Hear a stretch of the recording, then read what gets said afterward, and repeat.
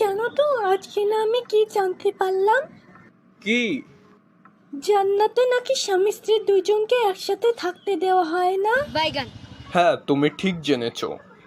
কিন্তু কেন বলো তো? আরে এই জন্যই তো ওটাকে জান্নাত বলে।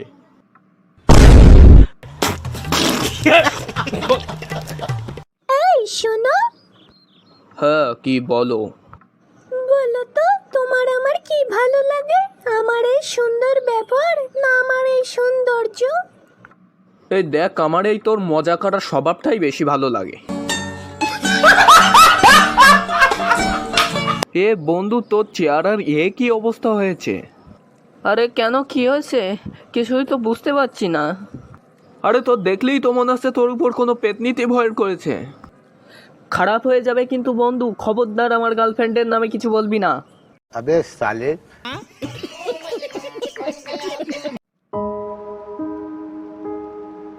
আরে তুই কি কিছু বলবি?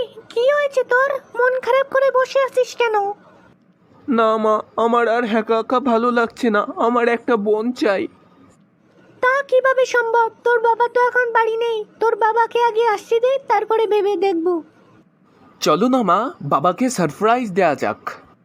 চুপ করে বিয়াদব, তুই নিজেই আমাদের জন্য একটা বড় সারপ্রাইজ।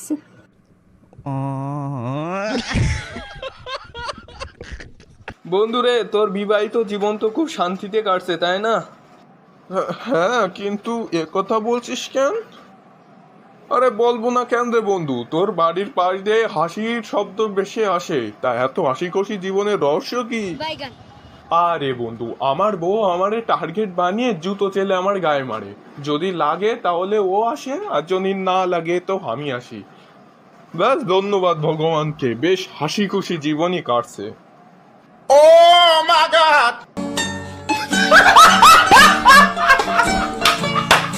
এই যে ডাক্তারবাবু, আপনি এখানে, দ্রুত ওটি রেডি করুন, আইসিইউতে ভর্তি করতে হবে। আরে দাঁড়ান দাঁড়ান, শান্ত হন। কেন ও আইসিইউতে ভর্তি করবেন? কার কি হয়েছে সবকিছু পরিষ্কার করে আমাকে খুলে বলুন। আসলে ডাক্তারবাবু, আজকে না হাঁটার সময় দেওয়ালে আমার কেন আঙুলে খুব জোরে ঘা লেগেছিল। ও, এই ব্যাপার। আমি ভাবলাম কি নাকি আপনারা সত্যিই পাপা কি পড়ি, এইটুক সমস্যার জন্য এত কিছু হাঙ্গামা করলেন। আরে শুধু একটু ওষুধ লাগিয়ে দিচ্ছি, দেখুন ঠিক হয়ে যাবে। না না না ডাক্তারবাবু, ঘা লাগাটা তো সমস্যা না, সমস্যা হলো ঘা লাগার পরে ওর হাসাটা উচিত হয়নি। अबे साले। বাবা, তুমি আমাকে একটা কথা বলবে? হ্যাঁ, কি বল? এই যে আমার জন্ম কিভাবে হয়েছিল বাবা? সে কথা আর বলিস না, বর্ষার রাত ছিল, তাই সব মেডিকেল সব বন্ধ হয়ে গেছিল। अबे साले। আজ আমাদের ম্যারেজ অ্যানিভার্সারি, তুমি আজ আমার কাছে যা চাইবে আমি তোমাকে আজ তাই দেব। ও মা, সত্যি বলছো? আরে হ্যাঁ, তো কি চাই তোমার বলে দেখোই না।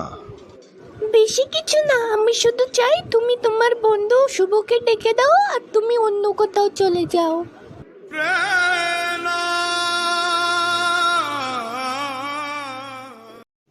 रुको जरा सबर करो।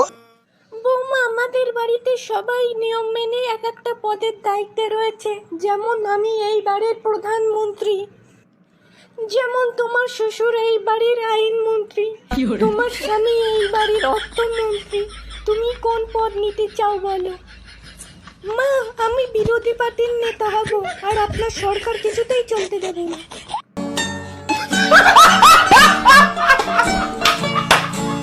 বন্ধু, তুই তো খুব খারাপ। কালকে তোর বাবা আমার বাবা যখন বসে বাজারে গল্প করছিল, তুই আমার নামে সব খারাপ খারাপ কথা বলে দিছিস কেন? এগুলো সিক্রেট কথা না? ভাই, আমি তোর ভালোর জন্যই বলেছি ভাই।